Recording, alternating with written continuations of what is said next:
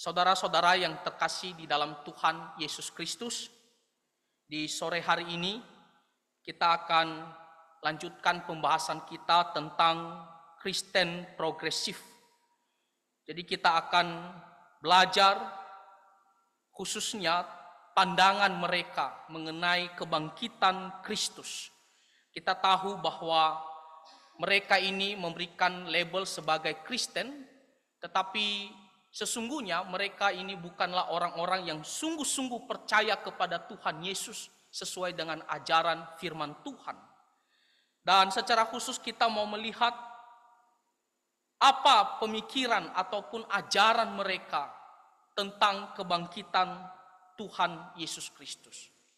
Apakah mereka percaya bahwa Tuhan Yesus sungguh-sungguh bangkit dari kematian, dan kebangkitan tubuh Tuhan Yesus yang mereka maksud itu seperti apa?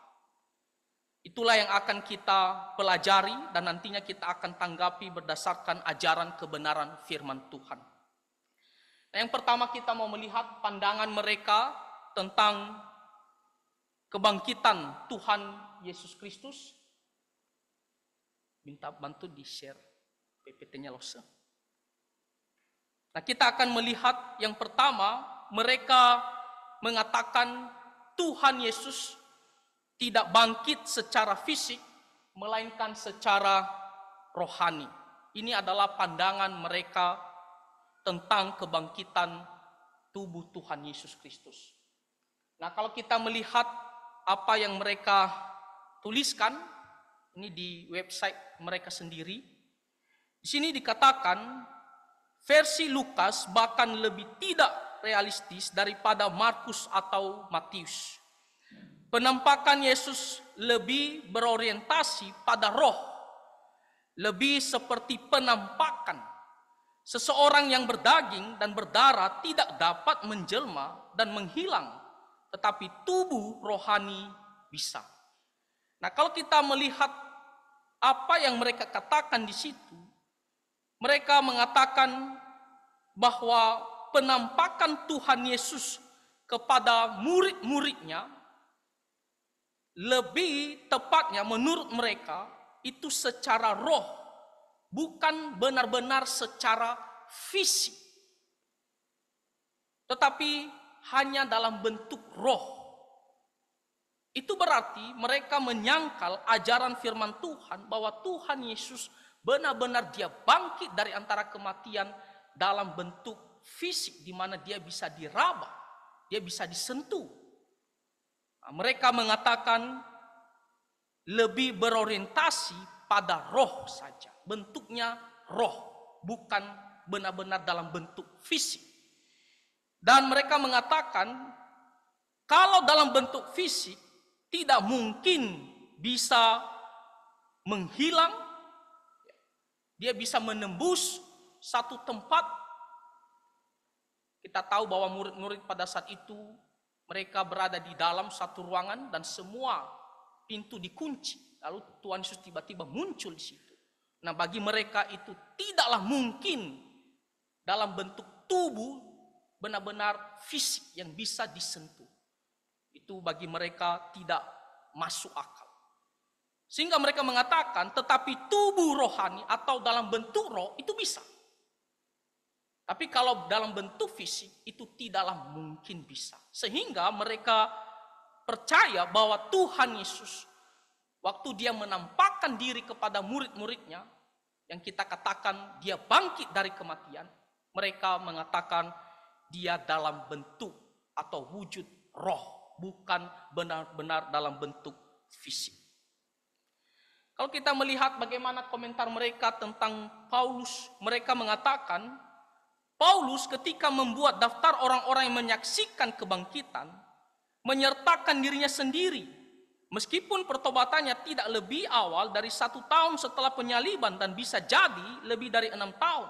Bagi Paulus kebangkitan jelas bukan peristiwa sejarah.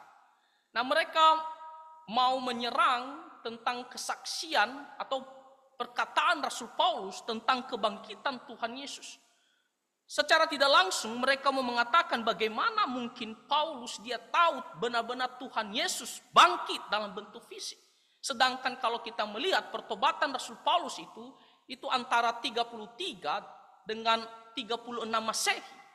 Itu berarti dia baru bertobat setelah beberapa tahun ketika Tuhan Yesus disalibkan. Kita percaya Tuhan Yesus disalibkan sekitar 30 Masehi. Nah, Paulus baru bertobat antara 33 sampai 36 Masehi. Jadi, bagi mereka, apa yang dikatakan Paulus itu bukanlah suatu benar-benar peristiwa. Nah, kalau kita membaca, menyelidiki lebih dalam perkataan mereka tentang Paulus, mereka mengatakan sesungguhnya Paulus itu dia hanya berbicara tentang Tuhan Yesus menampakkan diri seperti penglihatan saja. Itu berarti Tuhan Yesus dia dalam bentuk roh, bukan benar-benar dalam bentuk fisik. Nah, kalau kita melihat selanjutnya apa pendapat mereka, mereka mengatakan di sini Paulus berpendapat bahwa kita harus mati secara fisik untuk menerima tubuh yang dibangkitkan. Tubuh fisik akan menjadi tubuh rohani yang dibangkitkan. Nah, yang ditabur adalah tubuh jasmani, yang dibangkitkan adalah tubuh rohani. Jika ada tubuh jasmani, maka ada pula tubuh rohani. Dan daging, darah tidak mendapat bagian dalam kerajaan Allah. Jadi Paulus percaya pada kebangkitan tubuh rohani. Kebangkitan tubuh rohani. Kata tubuh rohani, mereka tafsirkan adalah dalam bentuk roh. Bukan benar-benar dalam bentuk fisik. Sehingga ketika mereka mengomentari kitab Injil Lukas tadi, mereka mengatakan sesungguhnya Tuhan Yesus menampakkan diri dalam bentuk roh. Tidak mungkin dalam bentuk fisik. Karena kalau dalam bentuk fisik, itu dia melawan hukum alam yang bisa menembus suatu tempat yang dibatasi. Tidak akan bisa. Nah, jadi, kepercayaan daripada Kristen progresif mengenai tubuh Tuhan Yesus ketika dia dibangkitkan, mereka mengatakan bukan benar-benar dalam bentuk fisik, tetapi hanya dalam bentuk roh. Dan mereka katakan itu adalah tubuh rohani. Lalu yang kedua, komentar mereka tentang kebangkitan Tuhan Yesus secara fisik. Mereka mengatakan cerita kebangkitan tubuh Tuhan Yesus di dalam kitab Injil itu hanyalah karangan cerita dari para murid Tuhan Yesus. Nah, lihat bagaimana mereka menyerang ajaran Alkitab. Mereka mengatakan itu hanyalah karangan cerita saja, bukan benar-benar terjadi. Nah, kalau kita melihat perkataan mereka di website mereka, mereka mengatakan salah satu Kristen progresif di sini dalam bukunya di sini dikatakan, saya percaya bahwa Yesus disalibkan, ia mati dan dikuburkan. Kemudian gagasan itu berkembang dan tumbuh bahwa Allah telah membangkitkannya dari kematian. Dia hanya percaya bahwa Tuhan Yesus disalibkan, mati dan dikuburkan. Sudah selesai ceritanya. Tapi cerita tentang kebangkitannya dikatakan di sini, cerita tentang kebangkitan Tuhan Yesus itu berkembang selanjutnya. Artinya apa? Dikarang selanjutnya. Diperluas, padahal itu tidak terjadi. Yang benar-benar terjadi hanya disalibkan, dia mati dan dikuburkan. Lalu tentang kebangkitan fisiknya itu tidak benar-benar terjadi. Makanya di sini dikatakan kemudian gagasan itu berkembang dan tumbuh bahwa Allah telah membangkitkannya dari kematian. Lihat apa kata mereka selanjutnya. Jangan lupa bahwa pertama kali cerita tentang kebangkitan Yesus muncul dalam bentuk tulisan adalah pada dekade ke-9 Masehi atau sekitar 50 tahun setelah Yesus dieksekusi. Jadi mereka mau mengatakan bahwa sebenarnya ya sebelumnya ketika Tuhan Yesus dieksekusi lalu setelah itu dia mati dikuburkan, tidak ada cerita bahwa dia bangkit dari antar kematian secara fisik. Tapi tiba-tiba sekitar 50 tahun setelah itu muncullah catatan-catatan bahwa Tuhan Yesus itu sudah bangkit kembali secara fisik. Jadi dia mau mengatakan itu adalah cerita yang berkembang atau diperluas atau dikarang-karang saja. Itu bukan peristiwa yang benar-benar terjadi. Nah, lihat apa kata mereka selanjutnya.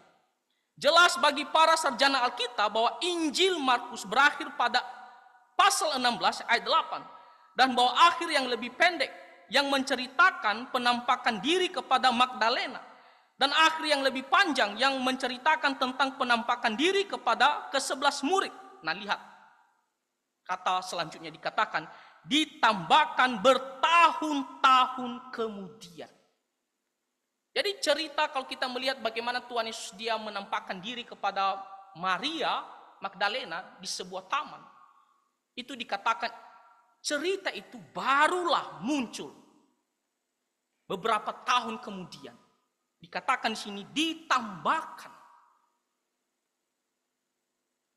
Kebenarannya bukan seperti itu, tapi itu ditambahkan.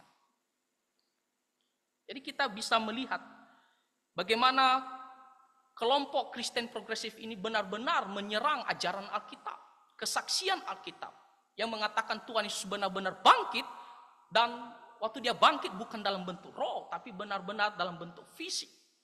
Hanya kita melihat tubuh Tuhan Yesus dalam bentuk tubuh kemuliaan, beda dengan tubuh kita sekarang.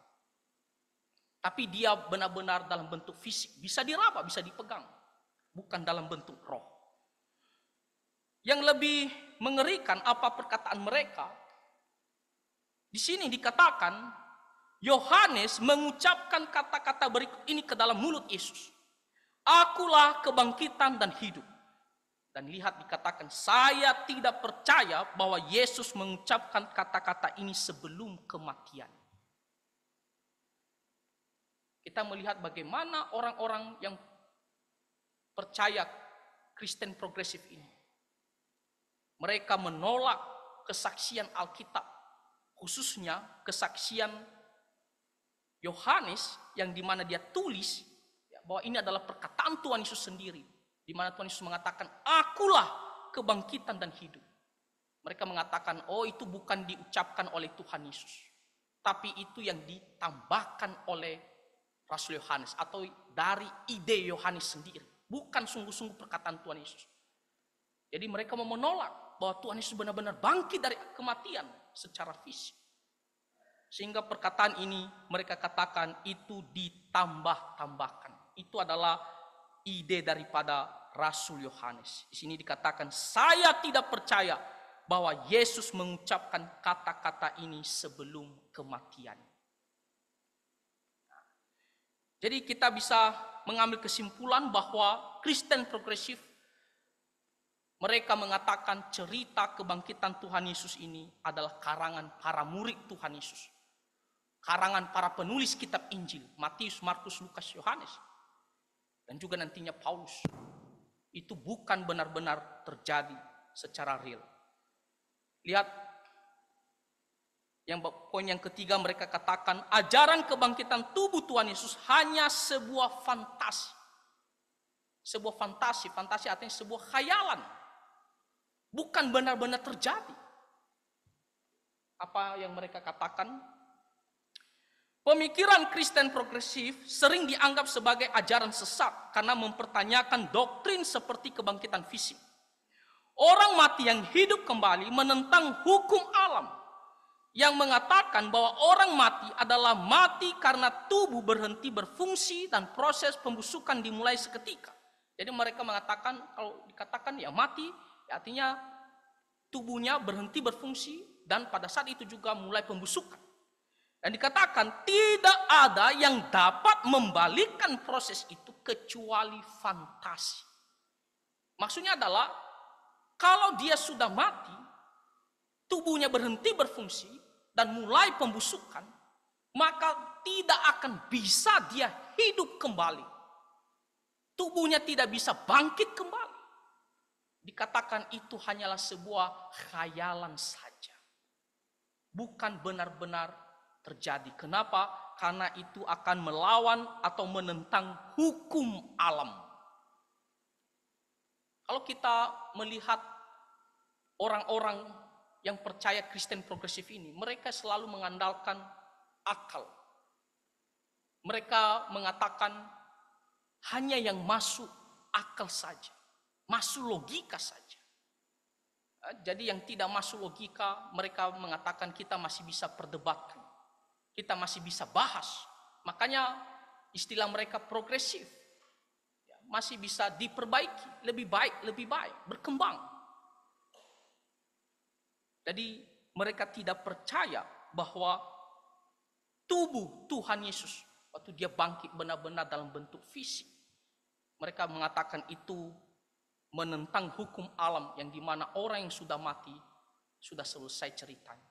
Karena pada saat itu dia berhenti, tubuhnya berhenti berfungsi dan dia sudah mulai terjadi pembusukan. Selanjutnya mereka katakan versi Yohanes memperluas legenda Yesus lebih jauh lagi tentang kebangkitan Tuhan Yesus.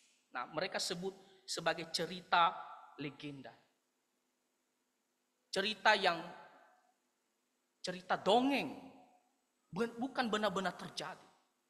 Mereka mengatakan Yohanes memperluasnya. Nah, kalau kita membaca lebih detail apa yang mereka katakan, pada akhirnya mereka simpulkan bahwa keempat kitab Injil ini ya masing-masing memperluas ceritanya dengan karangan sendiri. Contohnya, mereka katakan, kita lihat kitab Markus. Markus mengatakan, ketika para perempuan datang ke kuburan, mereka melihat seorang pemuda. Lalu mereka mengatakan, lihat kitab Matius. Beda ceritanya, ketika mereka datang ke kuburan, di situ dikatakan bukan pemuda, tetapi seorang malaikat. Lalu mereka mengatakan, lihat kitab Lukas. Akhirnya dia perluas lagi karangannya. Ketika para perempuan itu datang ke kuburan, di situ ditulis 2 orang malaikat. Lalu mereka mengatakan, Yohanes lebih parah lagi. Dia memperluas cerita dongengnya. Dikatakan, di situ dicatat Maria Magdalena bertemu dengan Tuhan Yesus di sebuah taman. Jadi dari seorang pemuda, seorang malaikat, 2 malaikat, dan akhirnya Yohanes mengatakan itu adalah Tuhan Yesus di sebuah taman. Itu menurut pemikiran mereka, pemahaman mereka. Jadi intinya adalah mereka tidak percaya ajaran firman Tuhan yang mengenai Tuhan Yesus benar-benar bangkit dari antara kematian. Lalu bagaimana kita menanggapi ajaran Kristen progresif ini? Apa kata firman Tuhan? Nah, kita mau melihat penjelasan tentang kebangkitan tubuh rohani yang dimana bukan bermaksud mau mengatakan itu dalam bentuk roh. Tuhan Yesus benar-benar bangkit.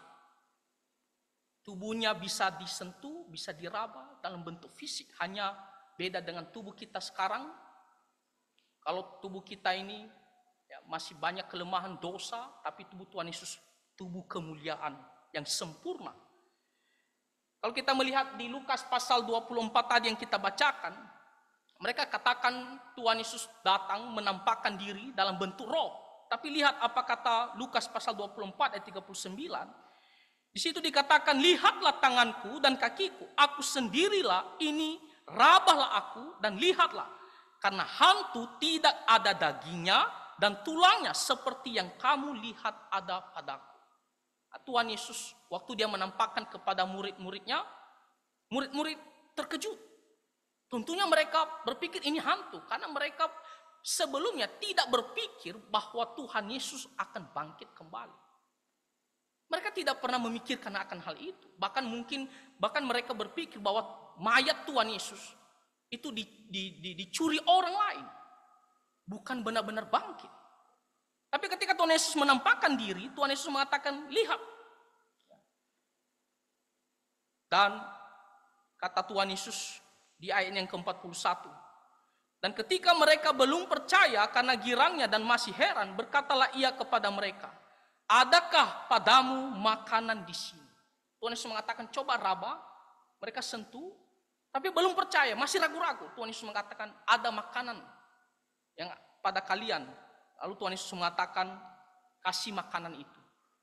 Lalu di Lukas pasal 24 ayat 40 dikatakan, lalu mereka memberikan kepadanya sepotong ikan goreng. Lalu Tuhan Yesus memakannya, dan ikan goreng itu habis dimakan oleh Tuhan Yesus. Maksudnya adalah kalau Tuhan Yesus itu dalam bentuk roh, atau seperti yang dipikirkan oleh orang-orang pada saat itu hantu, tidak mungkin dia bisa diraba atau disentuh. Karena hantu tidak punya daging, tidak bisa dipegang. Roh tidak bisa disentuh. Lalu dibuktikan lagi dia bisa makan ikan goreng. Yang menunjukkan bahwa penampakan Tuhan Yesus itu bukan dalam bentuk roh, tetapi benar-benar dalam bentuk fisik. Jadi hal ini benar-benar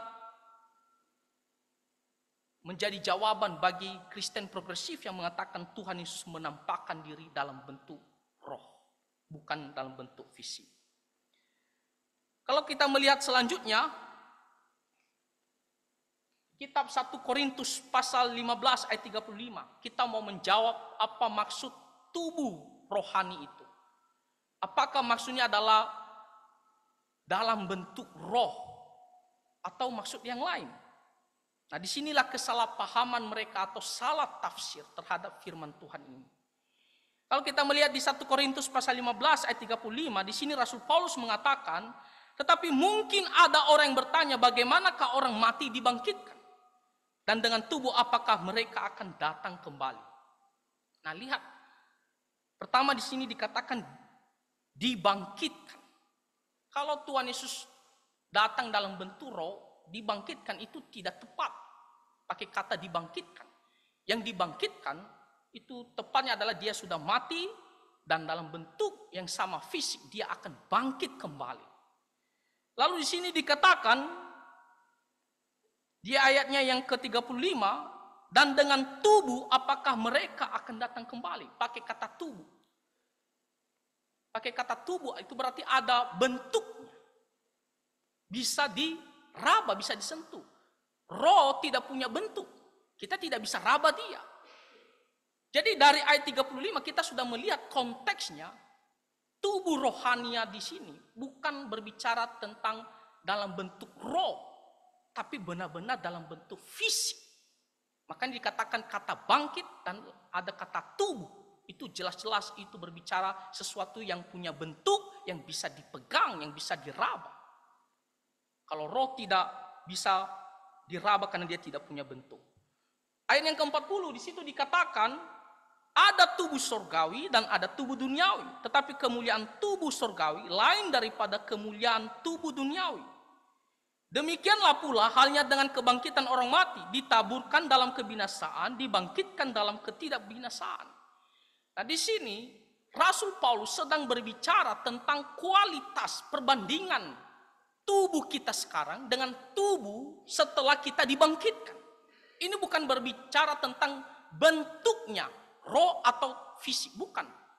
Tapi di sini Rasul Paulus sedang berbicara tentang perbandingan kualitasnya tubuh kita yang sekarang ini dengan tubuh nanti setelah kita dibangkitkan kembali.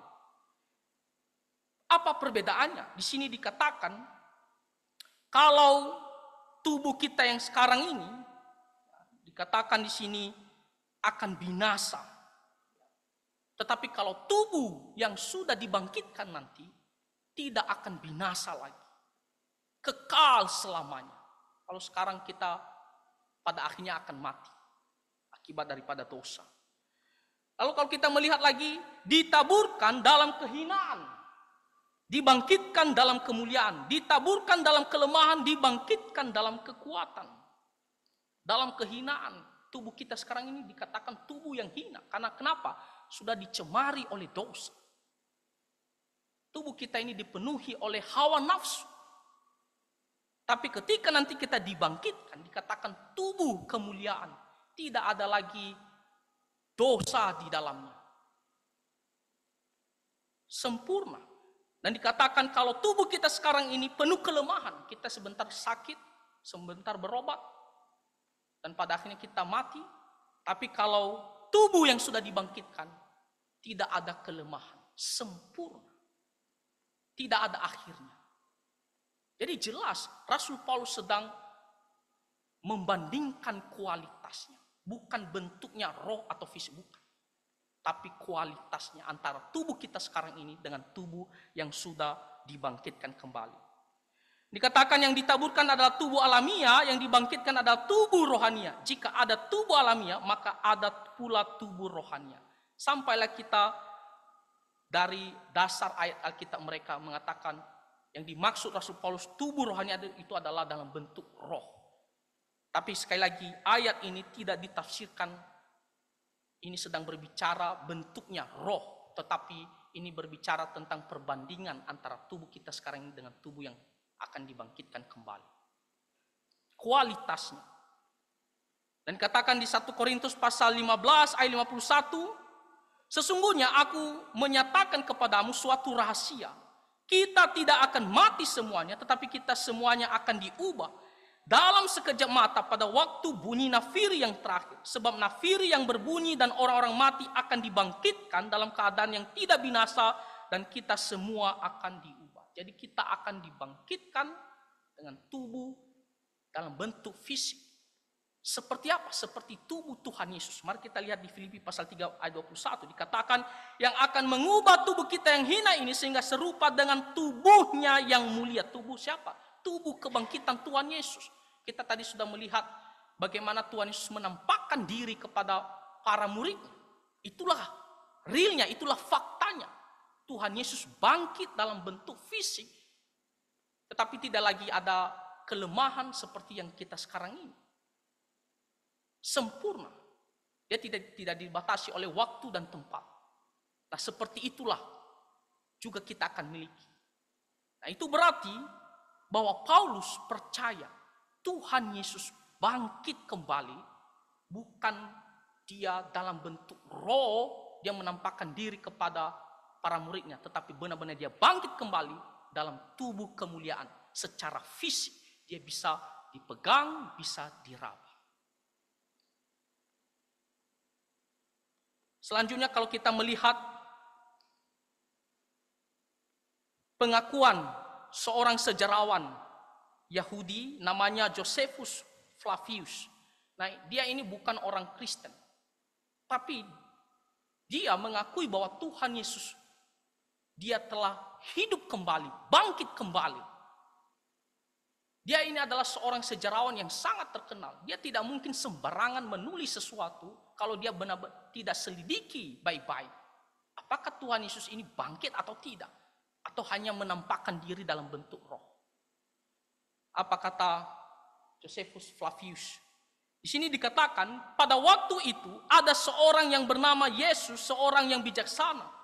Jika boleh disebut manusia, karena ia melakukan perbuatan-perbuatan ajaib dan seorang pengajar bagi orang-orang yang menerima kebenaran dengan senang hati.